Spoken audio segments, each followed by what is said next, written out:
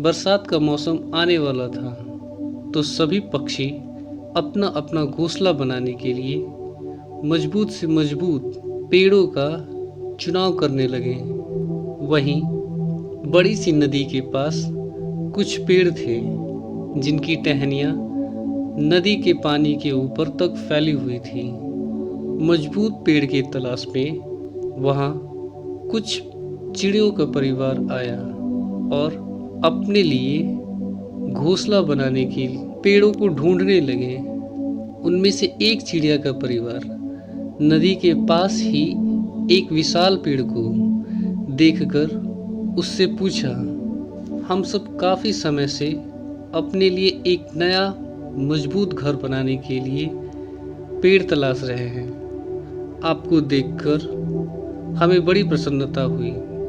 आपकी मजबूत शाखाओं पर हम एक अच्छा सा घोंसला बनाना चाहते हैं ताकि बरसात शुरू होने से पहले हम खुद को सुरक्षित रख सकें। क्या आप हमें इसकी अनुमति देंगे? पेड़ ने उनकी बातें सुनकर उन्हें साफ मना कर दिया और बोला, मैं तुम्हें इसकी अनुमति नहीं दे सकता। जाओ, कहीं और जाकर अपनी तलाश पूरी करो। चिड़ियों को पेड़ का इनकार सुनकर बहुत बुरा लगा और वे उसे भला बुरा बोलकर सामने के ही दूसरे पेड़ के पास चली गई और दूसरे पेड़ से भी चिड़ियों ने घोंसला बनाने की अनुमति मांगी। इस बार दूसरा पेड़ आसानी से तैयार हो गया और उन्हें खुशी खुशी वहाँ रहने की अनुमति दे दी। इस पर चिड़ियों ने भी पेड़ की खूब प्रशंसा की और अपना घोंसला बनाकर वहाँ रहने लगे। समय बीता, बरसात का मौसम शुरू हो गया। इस बार की बारिश काफ़ी भयानक थी। नदियों में भी बाढ़ के पानी ने कहर ढाना शुरू कर दिया था।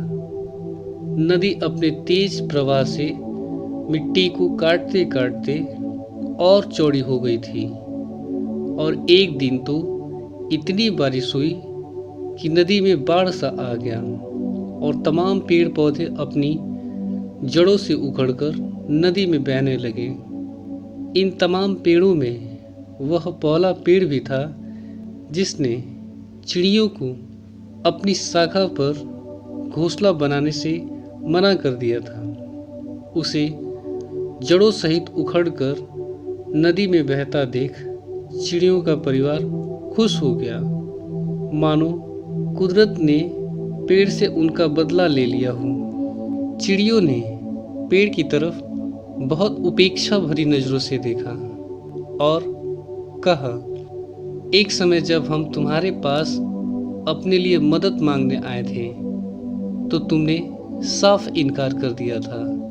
अब देखो, तुम्हारे इसी स्वभाव के कारण तुम्हारी यह दशा हो गई है। इस पर पेड़ ने मुस्कुराते हुए उन चिड़ियों से कहा, मैं जानता था कि मेरी उम्र हो चली है और इस बरसात के मौसम में मेरी कमज़ोर पड़ चुकी जड़ें टिक नहीं पाएंगी और मात्र यही कारण था कि मैंने तुम्हें इनकार कर दिया, क्योंकि मैं नहीं चाहता था कि मेरी वजह से तुम्हारे ऊपर कोई संकट आए।